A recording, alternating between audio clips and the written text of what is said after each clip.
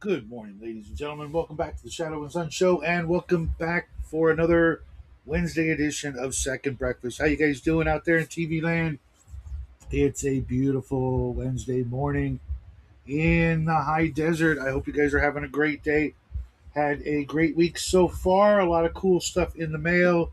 A couple of not so cool things in the mail. Hey, Squirrel, how you doing, man? It's been a while since we've talked. I need to give you a call, or vice versa. Do I have my phone with me? I do, just in case uh, the family needs to get a hold of me. We got a busy day today. After the show, Jackie's got. He somehow needs to be in two places at once, but that's not going to be possible. So we might have to step in and go to one of his award ceremonies for him. Well, one's an award ceremony that he's choosing not to go to, even though, not to brag, he's in the 4.0 and above, and he has a JROTC fancy dinner, lucky duck. I'm gonna have leftovers, or no, actually, I'm gonna have a hamburger tonight. I think we already discussed that. Since I'm only cooking for me, and what would I like best? That's right, a hamburger. So I have, believe it or not, I cleaned off my desk to the point where I actually have enough room. I've got about twice as much room on my desk to put my elbows or what have you. I got some new foam core underneath. That alone makes the desk look just a million times uh, awesome. Squirrel, a million times cleaner. There's still a little bit of stuff I need to work out, but our game last night with Bloodworth uh, fell through because of Roll 20 having server issues. So I did that instead. Kind of depressing because he's up the end time to that campaign to August instead of September, which means we'll be finishing sooner than I would like. I was hoping to make it to something beyond fifth level, but sadly, that doesn't look to be the case. We'll see. We might get lucky and make sixth level, but we're playing Dragon Slayer, and it's a fun group. And unfortunately, last night was the first night we had all of the party members there at one time. Kind of blows when Murphy rears his ugly head like that. But I'm also working on uh, some miniatures on my table. I'm just about done with the airships that I was working on. Oops, let's get that. These 12 mil scale airships. This is a landing craft. I wanted to give it lovely rainy spring day there. I would kill for some rain. I wanted to give this kind of like a an old timey antique look because that is in fact kind of the theme. I think I kind of nailed it. I do need to fix these squares here and give them a white stripe through the middle. And there's another little logo right here. You can barely see that I want to jazz up a little. That's one. Here's number two. Same thing. It's got a little logo issue here that needs to be jazzed up.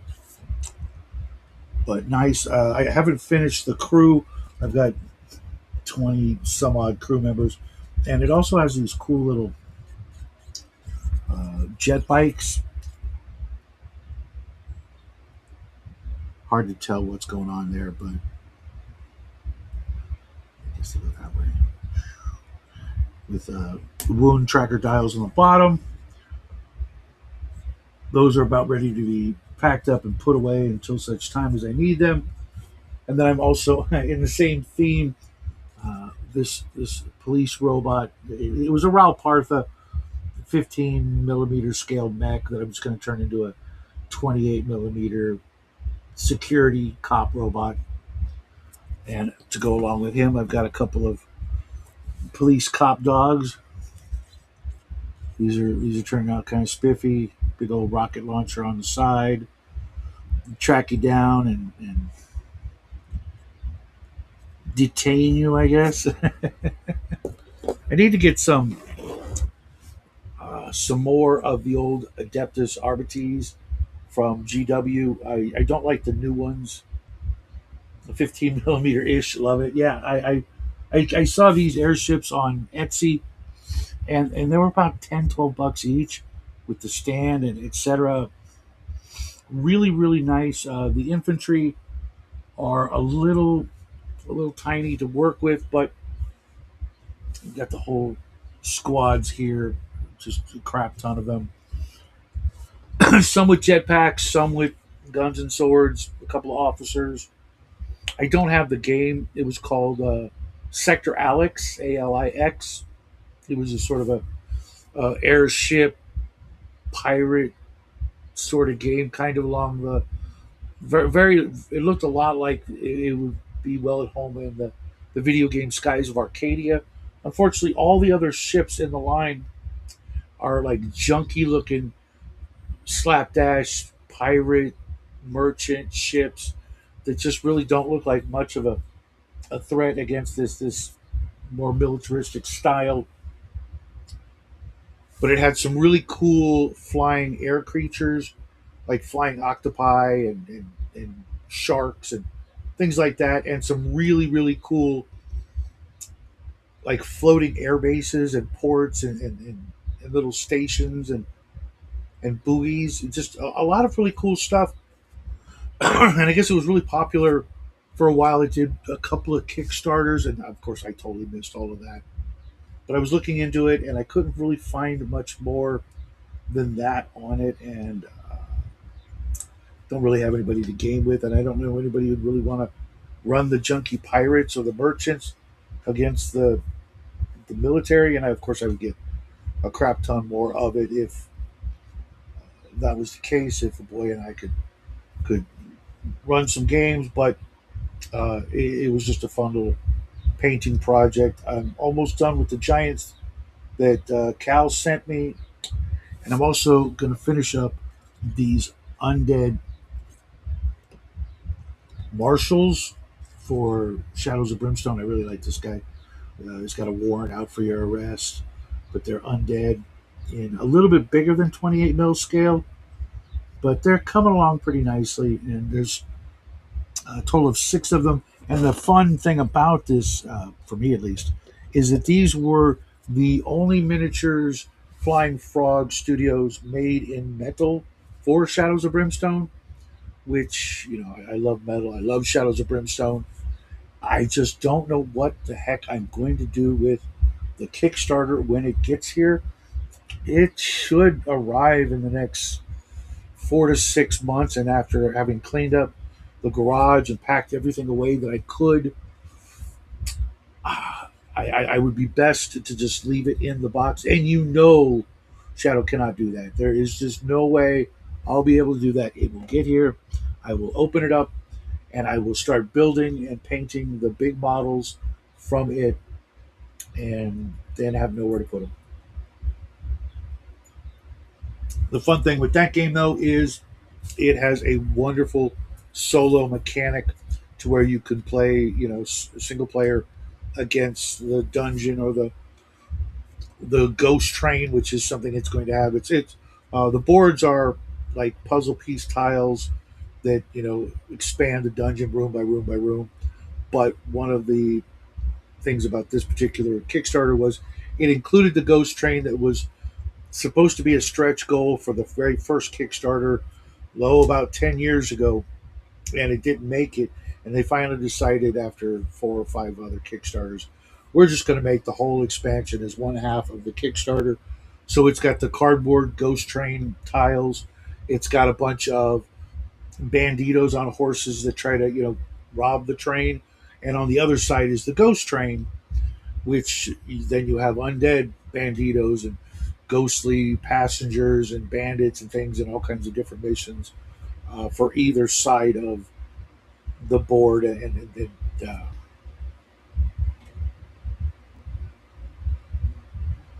Let me guess. Would it be Harn?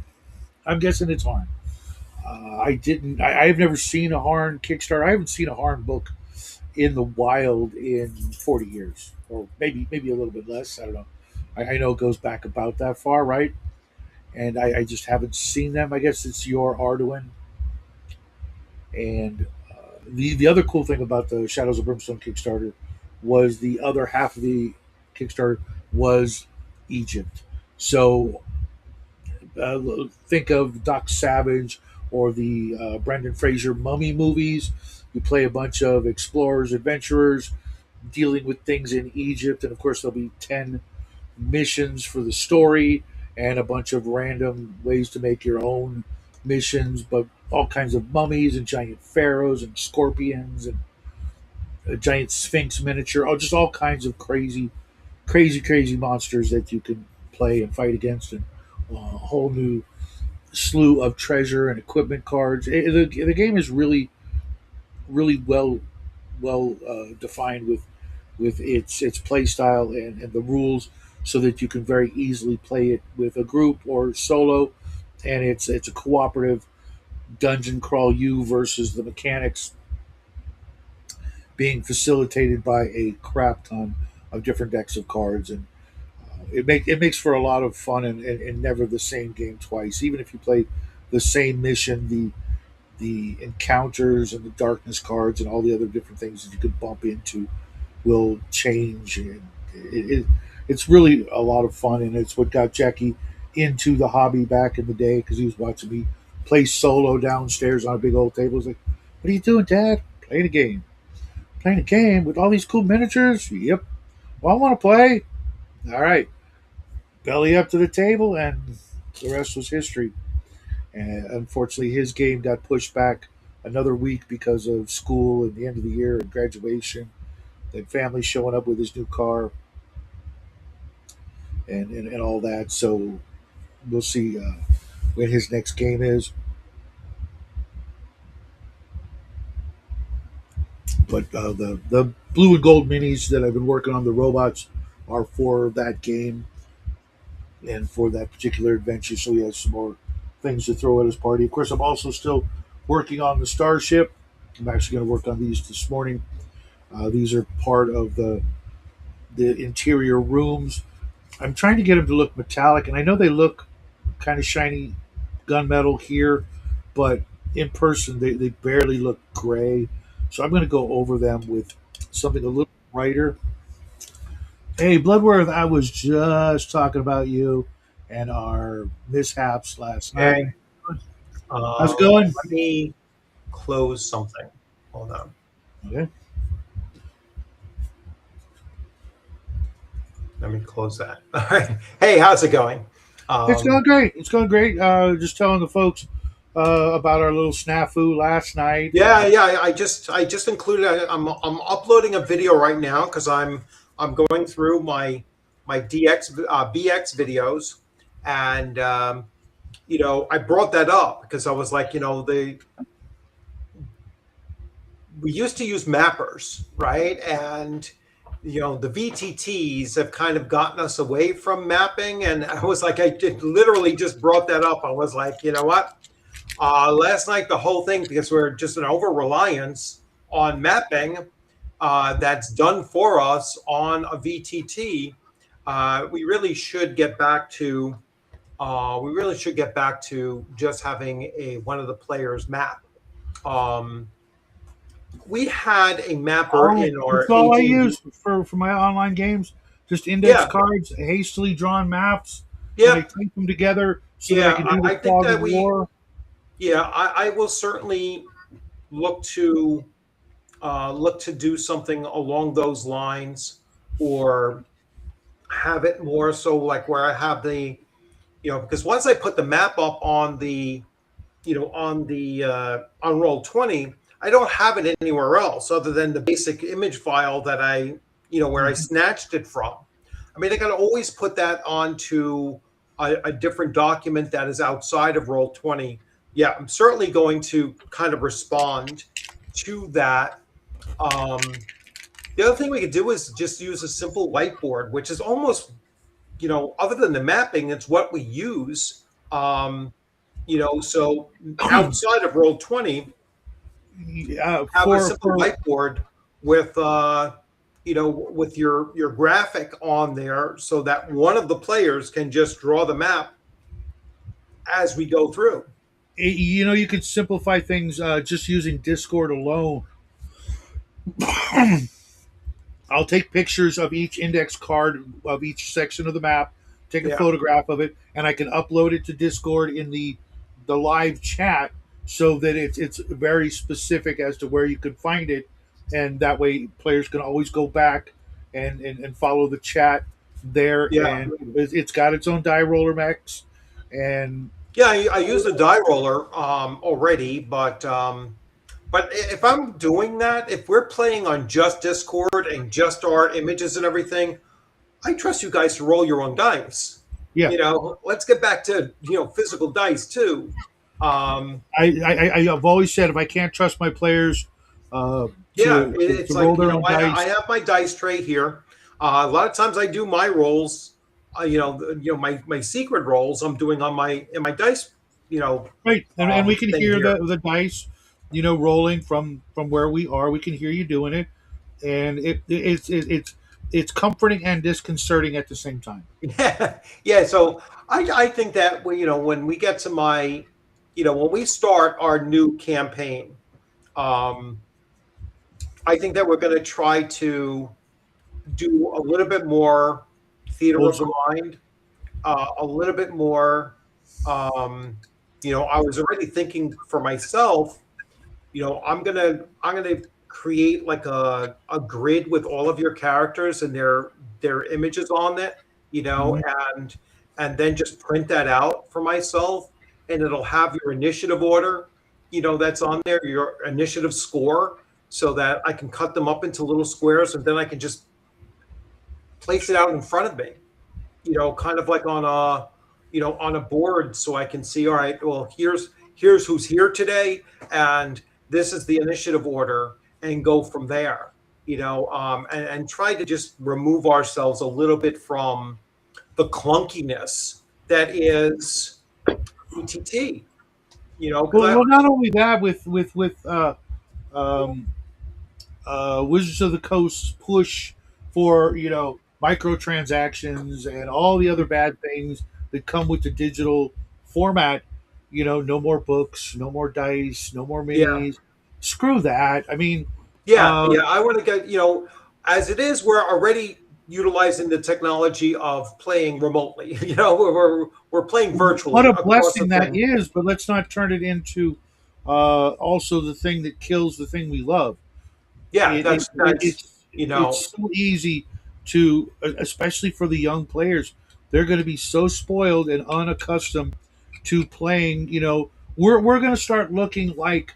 Have you ever seen those old war movies where the mhm, generals have the sandbox and they're pushing the miniatures with the long stick and they're pushing the troops, during yeah. wartime, to kind of strategize you know, I uh, mean, we could what's going even on. use Restream for doing our gameplay.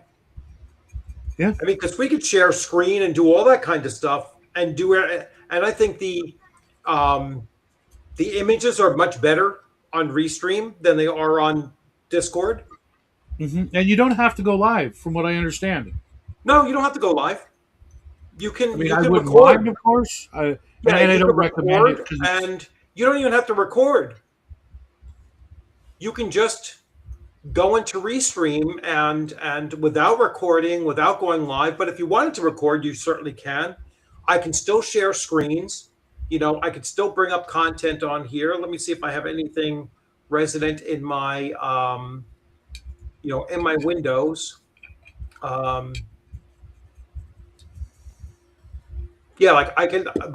This is your Discord, right? So I can do this, and show you, how I got here and everything, and just do that.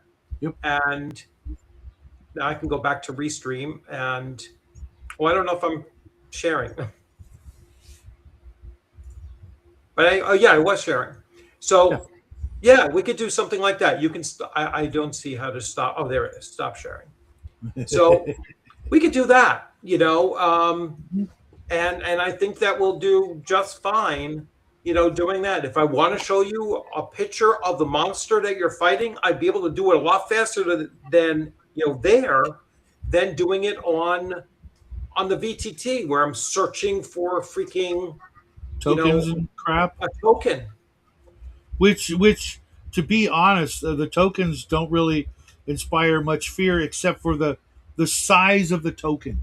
You know what I Yeah, mean? That's it. it's It's like, like, oh, it's a big one. Oh, yeah, yeah. that's it. That's The images are like, not great, and well, I usually try to pull the images from the best source that's out there, sure, but sure, sure. no, But you're right. Like some they don't always like create a that atmosphere that of sense. fear.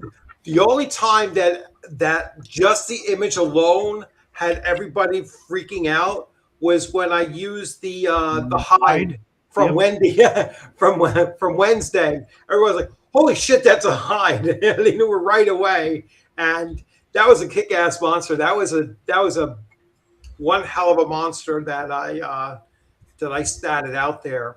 Um, because it was I think one of the first times that that particular party was presented with something that could have done a total party wipe. Um, It was pretty close. Well, we lost. we lost two, Yeah, and but yeah, that was a lot of fun. But yeah, I want to get back to kind of the basics more so, and a little bit less technology based. I'd prefer to have us all on there visual. You can see everybody. yeah, We I are really going to don't like. use the icon of their character so that we can at least see that, because not everybody likes to be on camera. Um, I find we had a couple of players that I know, had we been able to see their face, uh, not mentioning any names, Abdul, and had we been able to see their faces and their expressions, and they weren't doing the keyboard freaking warrior nonsense, right. things would have gone differently. When Yeah. you could see somebody and look them eye to eye, Yeah, I even could read hear. their expressions and everything. It's a lot easier to read, read the room. There's a Yeah, DM it's that's easier to like, read the room when you're not looking at a bunch of avatars. You know, not just avatars, but just a blank screen with just a logo or some crap. There's one player, I'm not going to mention any names. This time I won't mention the name.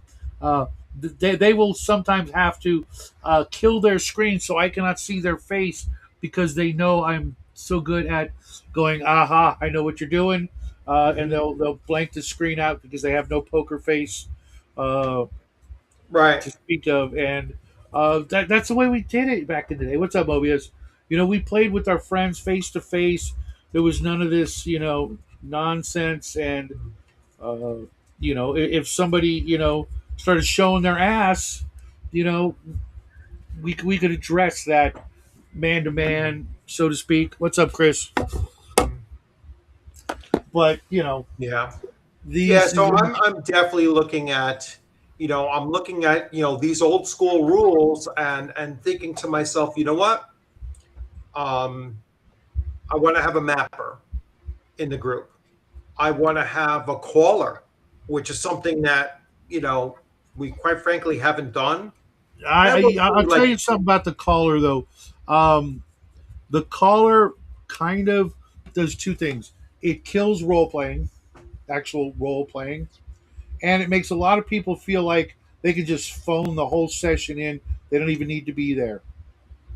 no, because Unless you're what the going. caller is supposed to, what the, no, well, I guess it would require like seeing it again, Mhm, and what the players are supposed to do is the players are supposed to be talking amongst themselves, so everybody mhm. participating, and then boom, this is where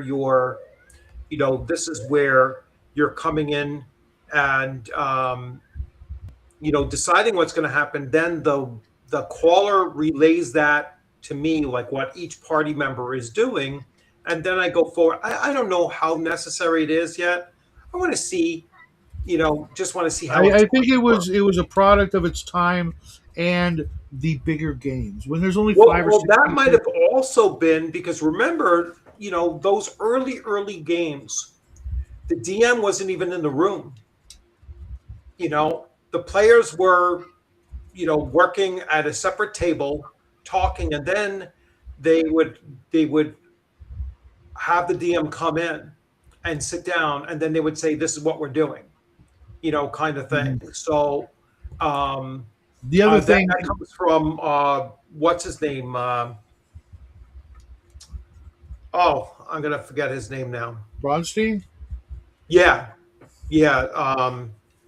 Like he was the originator of that. Like he was the first dungeon master.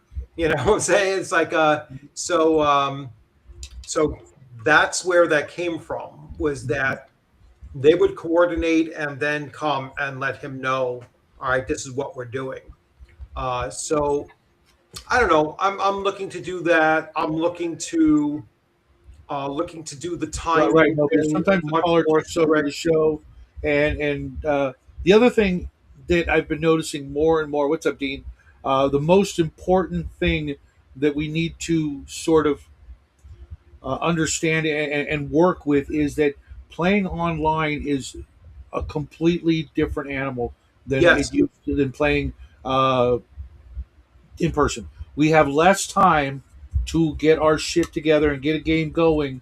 That expediency requires, if we're going to get a good game session out of a 2.5 hour session, we've got to put certain old school or old ways behind us so that we can actually have a satisfying session. You know what I mean? Yeah, Uh, I think that, the other thing is that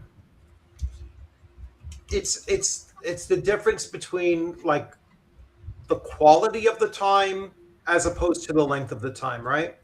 yep. So we're not If, just going to if be you if you running can't from room to provide room that, to room to room and saying, well, we're going to get through 15 rooms tonight.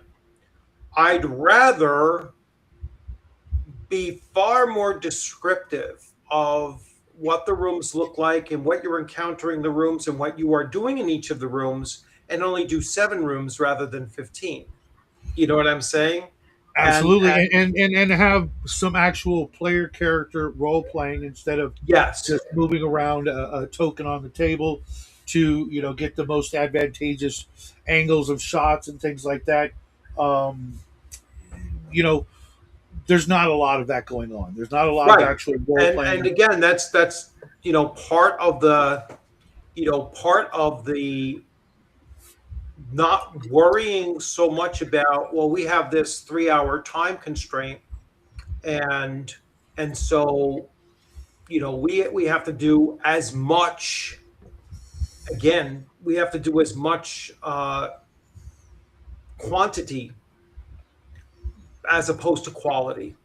And I want to start mentally myself saying, no, I'm looking for a more quality experience, Mhm, mhm. and Because like so like basic experts said last week, and I responded to, the quality of gameplay in a video game is only going to get better and better, and the lure of it will over time take away more and more people from what we do, so that you can get that one-on-one experience with the machine, and right, it's all about you, because this social hobby, like I've said before, that used to be a social, we had a social contract and agreement, and it was a social activity.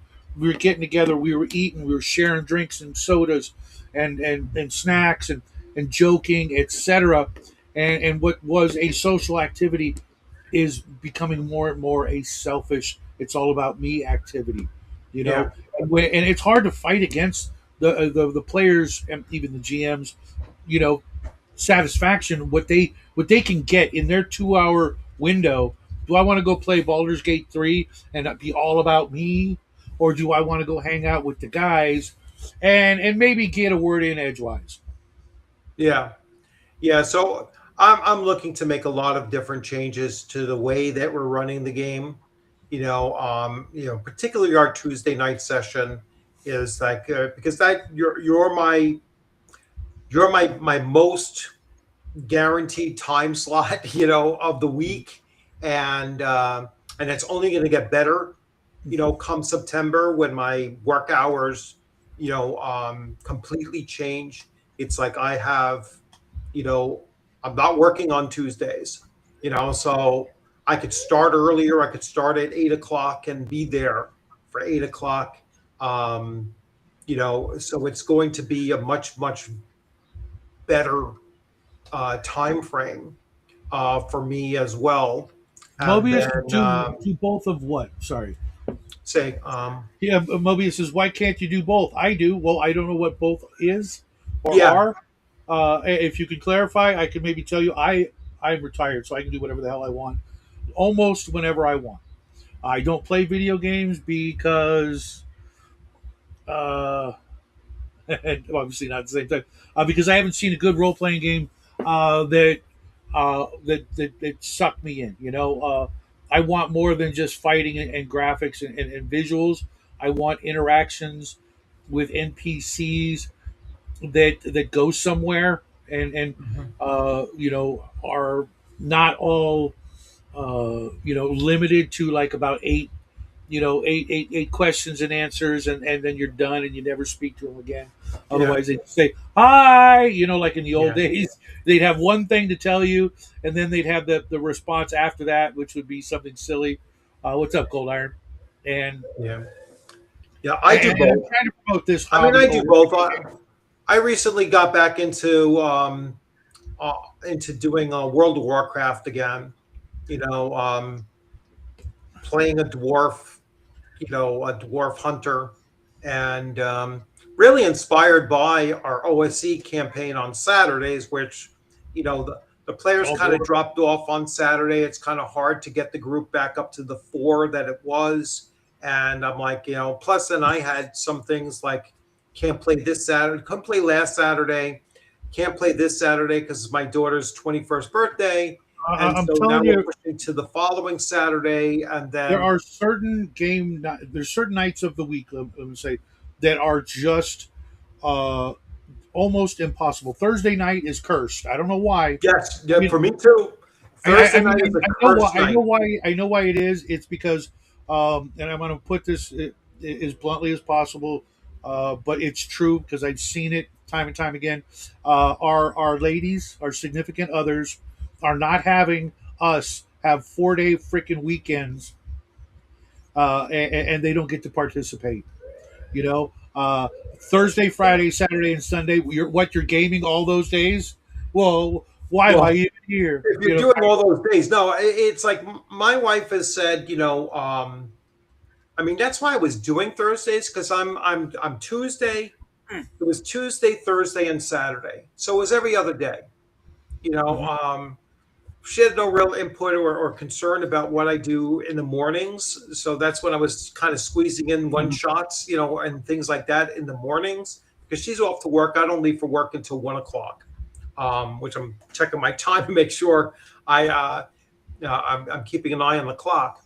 But yeah, it was the same thing. It was like when I was back to back days, that's when she would balk at it, and she'd be like, "Oh, Mhm. what you're coming home from work, you're going right upstairs and going on to the game, and then the next day you're doing the same thing, and she does not differentiate between me playing for 3 hours or me coming up and doing a video for an hour. Yeah, If it's back to back days, it's still the same thing in her mind too.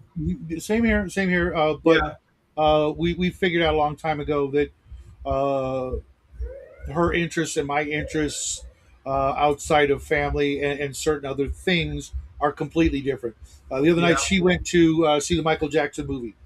If you put a gun to my head, I would say just pull the trigger. yeah. Not doing it. What she watches when it comes to TV and things like that, we just don't connect that way anymore. It's getting harder for her to watch anything that isn't in Spanish, and I don't speak Spanish because I don't live in Mexico. And you know, uh, the other nights of the week that are hard, Fridays are okay, but either Friday or Saturday should be family/date night. No matter how Right. old you are, that's just sorry. That's it. Really, the way it I'm should thinking be. Friday night might be a better night than Thursday night for whatever reason. I'd be careful because a lot of our friends and things like that, they've already kind of got that time slot. It's like Wednesdays really hard to do anything. I won't do anything because everybody's watching Double D. Don't blame him. Cool. The dude's earned his spot. He's earned his prime time slot, if you will. And if people want to go over there and hang out, I do. Yeah, but he does Um, multiple streams during the week. You know, but Wednesday has I been his. won't I won't move my gaming time around who's live streaming at that time. You know what I'm saying? I had a hard time with Fridays and Wednesdays because of him and Max, and I didn't really mind. I get it. I used to hang out with Max on Fridays, and then I got a game, ran that for a couple years, and now that I'm free on Friday nights, I'll pop in, say hi to Max and some other people that do shows on Friday. But I'm not really looking to run a game on Friday night when I'm going to be doing a live show Saturday, a game on Saturday afternoon, a play test on Sunday afternoons, and a actual game on Sunday evenings. I got to have some family time, and Yeah, sometimes to just not be in front of a camera. So you really got to plan and schedule your actual game nights and sessions. Tuesday works so well because it's literally like it's a couple of days after the weekend, and nobody's got it. There's never like a school event or a big premiere of anything on a Tuesday night. It's always going to be an open night. yeah, If you there's nothing going on Tuesday nights. Never has, never will. That's yeah, just the way it's going to be. It's probably the only night uh, that I would be comfortable saying, yeah, we'll play all night, start early, the whole bit. There's no reason to, you know, worry that there's going to be something that comes up unless it's an emergency, yeah, like family yeah. emergency. Yeah, I'm definitely going to be searching for another night that is a good night that will be very consistent, just not back to back. Mhm. Um, so maybe that will be because Saturdays keep on interfering with things. It might be a Friday night because, like I said, I'm not going to if I can get 5 to 7 players show Mhm. up on a regular basis on a Friday night, then that's what I'm going to do. Mhm. I'm not going to worry about who's live streaming at that time. Because No, like I but like I said, said, Friday night might be rough because it could be construed as date night. I know Saturday was kind of the official, but I can see how Friday nights, might be fraught with cancellations and reschedulings. yeah, Saturday night, Friday or Saturday. I mean, it really depends on the group, I guess. yeah, What. no, I'm saying, like I said, like there's, because not everybody, will tie into all of those live streams. Um, you know, and if there are, like I said, if I had 5 or 6 players or even 7 players that were like, hey, Fridays are good for me, I'm doing it Friday. Mhm. It's not, are we going to game or are we going to watch live streams? You know what I'm saying? It's like, Mhm. that's that's what it comes down to. Because like I said, these people do live streams, and I follow all of them. I'm even a member of some of them, Mhm. but they're doing live streams like 4 or 5 times a week. And it's like, Yeah. no, I want to get my gaming in first, and they will come straight out and say, hey, gaming comes first. You know what I'm Oh yeah, saying? yeah, yeah. Max and Family I, comes we first, gaming totally. comes second, and then you can watch my live stream. Well, with Max, it's a little different than Double D because Double D, he's got that sort of more timeliness of his rants and his his attacks and his discombobulating people's screwed up comments and things like that. So they're very you know timely. Whereas Yeah, Max, you can go back and watch any of his shows and get that information. Uh, you know what I mean? yeah, Dino, that actually is the best of both worlds, but I have not known or been in a relationship with a female gamer in, God, it feels like centuries, but it's been, you know, 30 years. Um, Yeah. Well, that's the other thing I would like to do is I would like to get another female in the party, no, so that absolutely, Lee is absolutely. not alone, and or certainly like I have run at conventions and had games where husband and wife are in there, and what a great dynamic that is. At least in my experience, that has been a great dynamic to have, um, and Well, they you are a lucky exception to my experience. Mind you, I've never known any uh, couple. I knew a couple, but again, it's been decades. And surprisingly, the last time that there was a couple, it was the girl who was like way more into it than the guy. yeah You know, normally it's the guy and the girl's just there to see what her man's up to. You know, what are you doing? You know, with all these people every week. You know because it can't possibly be something safe and sane yeah. and wholesome. It's got to it's got to involve some other no, no, we're rolling dice and playing with miniatures and books and Hmm. blah blah blah. Um, it you know it's tough, but when you get that, don't let it go. Yeah. Make that shit work. I know. Online, I know some gamer couples, and that's awesome. Uh, Hey Jeff, how's it but going? it's rare. But it's rare. Hey, tabletop. Yeah. This afternoon, yeah. Yeah, actually, I have to start getting ready to go to work soon, so I'm just Well, popping no in. worries, man. No worries. So the other thing I wanted to do was I guess I'm gonna have to do like response videos to some of your GM videos that you've been doing. I've never seen anybody talk about some of the things I've been talking about lately, and that's what I came here to do when I wasn't with my son was to talk about things. I've got a lot of experience in the hobby and done a lot of crazy stuff. Hmm. And for me personally, like right now, I'm going through a little bit of fantasy burnout because I've done it. I've played 100 fighters, thieves, and magic users each in first level games to wherever with various results. And so I want to see something. How is your game different than what I've done? And I'm not faulting anybody for wanting to do the same old or they've never done it, so how is it bad for them kind of idea. It's not for me. you know I've done it. I've played through almost all the modules at one time or another, knowingly or unknowingly. I've been through them. I've run them. I've done a lot of the other stuff. How many first level fighters can you run from first to seventh level before they start to all feel the same if you never get to go to domain play?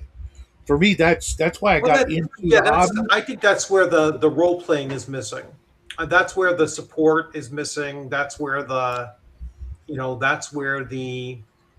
um, that's where you have to change the min maxing mentality that I think a lot of people bring to think like I created a fighter character that was his background was he was a sailor, right? And so he was like, you know Excuse me. what? He is going to double specialize in a belaying pin. All right. Hmm. So basically using a small club. And I had some players like, other players were like, why would you do like what's the chances of you finding a magical belaying club? I says, well, I can always have it tipped with silver, so at least I can, attack and harm lycanthropes, but no, it'll never, unless I get one enchanted, which will come later on down the road. But it was like, but why would you pick that? And I says, because nobody else has ever picked that. You know what I'm saying? Mhm. Nobody else has ever built that into their character. Took their character background and ran with it. You You know, know, I was watching this video a couple of days ago on all the like things that men in the Appalachians used to carry on a regular basis for protection, and many of them were something very similar to what you're talking about. Whether it yeah, was a tire thumper, different kinds of saps, and just a stick, a club, if you will, that they could just hmm toss on the side of the road if anybody came up, like the cops. It's just like, whoosh. What was that? Oh, it was just an interesting piece of wood I saw. Thought maybe I'd whittle it, but then you showed up, and I figured, that kind of thing. But yeah. like It like doesn't always have to be the sword and board mentality. That's or the bow. I mean, how yeah, many Robin Hoods have we bumped into? yeah. Right. It's like even if you want to be like a ranged combatant and everything, then go with the sling. Go with a sling then, or go with I mean, very few people are. I'm going to double specialize in a heavy crossbow because they only fire once every 2 rounds, I was and then always they more go, partial. If I wasn't going to do a bow, I like daggers. There are yeah, many famous. If you look back in the old pulp days in the westerns, there were many, many, many guys that was their thing. Even in the Magnificent Seven, yeah. I uh, know the guy with James Coburn right? was the You dagger know, guy. okay, I got a band. I had an action figure that actually had like a bandolier of daggers. I forget. I think it was way back. I forget what his name was. But how often are you finding magical daggers? Like all the time. After a while. Yeah, it's the second most common Mhm. after longsword. So you've got daggers everywhere. There was a character in Thieves World, Shadow Spawn, and that was his gig. He had freaking 20 daggers on him at any time and from any angle, which after a while, even if you weren't a fighter, you should get to the point where you could throw more than one around. Yeah. Uh, Well, that's another thing. Thinking of that, where I said, it's the second most common, and it made me thinking because you're doing a video series where it's like, how to make, how to make non-magic, treasure items. mhm. Well, you don't have to actually do that. Let's look at, well, why is the longsword 60% of all magic weapons? You know what I'm saying? And it's like maybe in that particular region, it's not a longsword is the most common. A scimitar Oh, might be the most oh, common. absolutely. I've never Why used aren't that. we looking at it and saying, well, wait, there's a lot of halflings in this general area, in this region of the world, and the short sword might have a higher possibility for for magic weapons being made as well. Short bows might be more so. So that's another thing that I think is, would be a consideration for you to think about is that no, I don't care what the random treasures. I mean, you see all the issues I have with random treasures. It's like, oh, this is it's a pain in the ass, Mhm. because then you have to re-roll or something. I was like, no, the randomly you're not getting an artifact, or it's like, You know what one of the things I used to do that made things really easy for AD&D, the experience point chart, the listing when you find the item, how much it's worth. I usually went by that more than anything else because I did not want a single magic item given out give that one player character because I did, if you got it, you yeah, got it. So, at first level, you're not finding any magic items worth more than like 200 XP. That makes I right. just go down the list and go, oh, that I could throw in one of those and one of those. Sure, it meant Well, plus one that's why I exhaustion. like some of the systems that says you're just not gaining XP for magic items. There's no XP for magic items. You I, you I, have the benefit of having the magic item. You're not going to have the benefit of it putting you up a level because you have a magic item. Like you found a random magic item, makes you much freer to hand out magic items because the I, biggest I, component. a couple of things. One, I've never worried about any of those things because I don't. I can make it so that you aren't going to go up a level. I like getting XP for magic items because I can make all the same arguments that you get for money in a way.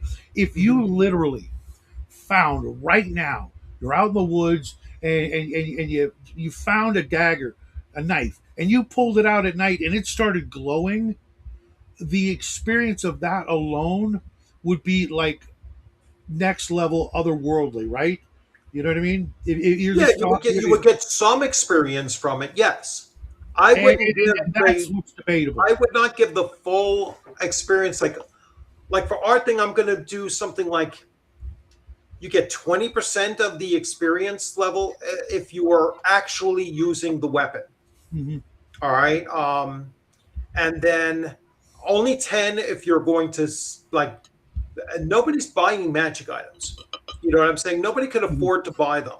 So The you're idea of selling a magic, selling them has always you're been. tithing it over, then you can get only 10 experience point, 10% of the experience value or whatever. If you're donating it for some other payback, like a non treasure kind of reward. Um, that is useful.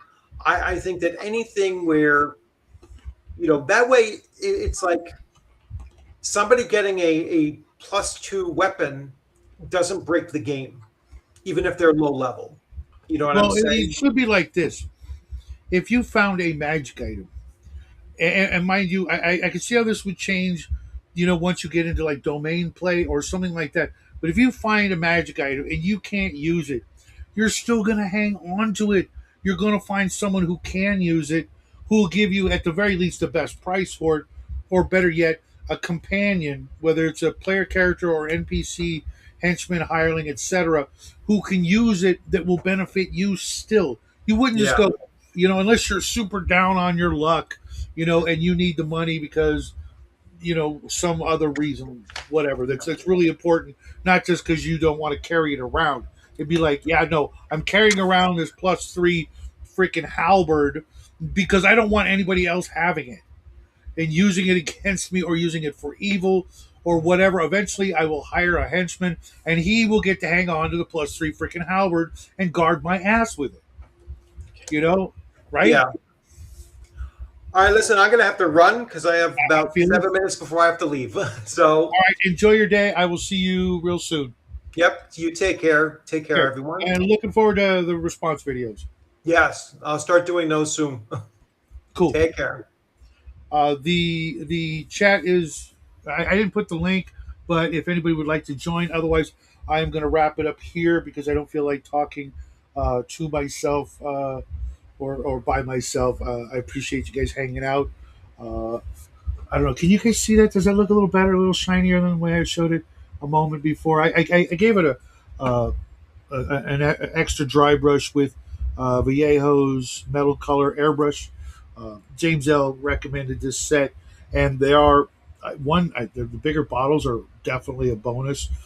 But this aluminum color looks way better than what I had done with just gunmetal. Here, I can show you a perfect example. Gunmetal with no extra, and then looks better for the interiors, right? I'm thinking so. And I'm almost ready to actually put this shit together. Um, Magic items usually give an advantage to attain more experience, at least give them XP for selling or gifting it out. See. Um, each game has its own mechanics that are built in, and like comparing different games that give XP for magic items to games that don't. Uh, there's reasons built into this game because this game is trying to do a certain thing. You'll notice that most games these days, a lot of the newer RPGs don't even talk about getting a castle, building a castle, or a tower, or domain play, or anything like that, because you're never going to get there. So it's pointless. AD&D, that was the point. It's built in. The players know at first level, hey, if I make it to this level, and I build a castle or a temple or get a little a shack somewhere down by the river and start making a thieves guild, I'm going to get these things, being people and sometimes items and benefits for doing the thing, making a castle, building a temple. I'm going to get these benefits that don't really show up in later games. They did, I believe, in second edition AD&D, but after that, it was like, no, you're just a hero. You're going to be a hero till 20th level. Maybe the BX expert, all that crap, did it as well, but again, it was taking from D&D, trying to be D&D without all the other attachments that came with it. So compared to games that give XP for you know uh, magic items or gold or monsters, some games have completely different reasons that they do and hand out XP for the things that they do because they're shooting for a different goal. I always fall back to AD&D because for one, it was the fantasy game that I played the most, and the one that after all the years, having looked at all the other games, does what I want. What I want most, what I wanted from the very first time I looked at a player's handbook and read about the Ranger, I want the game to do those things. And that's when I achieve the name level and build the thing, I get the followers and become something completely different, whether it be a lord, a high priest, a wizard, a master of thieves, master of assassins. All those things to me are a completely different level of fantasy role playing fun that I just don't see. There's only been a handful. I mean, less than five games that I've been in where I made it to that point and got to do those things. Um, Everywhere else, I made it to those levels, but the GM's like, "We're not doing that." Okay, and I'm like, "Well, you should have told me that at the beginning, because I would have just said thanks, but no thanks. I really want the domain play. I really want to play a grand wizard sitting up in his tower doing crap that's just as awesome as going into a dungeon, but isn't going into a dungeon. Why can't I have, why can't I summon some monsters or hire some dudes to go into the dungeon for me to get the thing that I want so I can sit here and finish working on this magic item or that potion or that scroll and do real wizard stuff, learn more spells. A lot of those things for magic users and thieves and assassins, they take a lot of time that can't be wasted going into a dungeon, fighting off orcs and trolls and whatnot. Leave that to the people who want to do that. Your character as a wizard or even a high priest should be, spreading the faith in better ways than going into a dungeon, helping these adventurers not get killed and turn undead, etc. They're, you know, you built your temple. Well, why not build another one? Why not make another holy font in the center of town? You do things, more priestly to spread your religion on a grander scale because that's what they should be doing. Not just going adventuring and it seems kind of ridiculous if you think about it. We know that only 1 in 10 actual clerics, not cloistered clerics, not priests, etc., would be going into dungeons, but yet they all do somehow. Somehow there's this never-ending need for adventurers needing a cleric to join their party as the healer, which is why I'm working on the field surgeon or the medic or the doctor, whatever you want to call it, to take the place of those those tired tropes of clerics being the heal bots. There really should be a dedicated healer that's their job is just to heal, and for that alone, they would be absolutely worth their weight in platinum. But that's what I got for you guys. I see no takers on the joining in. I'm gonna go and do some other people stuff with the rest of my day. I will see you guys tomorrow for my morning video and then another second breakfast. Uh, but I do have to take care of some stuff. I have some phone calls to make for the little guy in his award ceremony. So you guys out there in TV land, have yourself a great day. Love you guys. Fighting clergy. I know they were a real thing, but they shouldn't be what we've turned them into. Barber surgeon, yeah, there was things like that. There was in the old Dragon magazine, there was the actual just healer, and they could do a whole bunch of crap because it wasn't just cure light wounds all the time. There was, neutralize poison, cure disease, etc., as well as preparing foods and other potions and things like that they could do as they got in higher levels. I'll see what Dragon magazine that was. and maybe try to find a way to put that on the Discord so you guys can check it out. Because there's no reason why it would just be clerics and druids doing the thing that somebody else would be better at. Let them do their other stuff, especially free up those spells for spell slots for other spells, uh, protection from evil or find the path, not find the path, a pass without a trace, things like that would be far more useful in situations. But I'm going to hit the road. I will talk to you guys tomorrow. Have a great day, guys.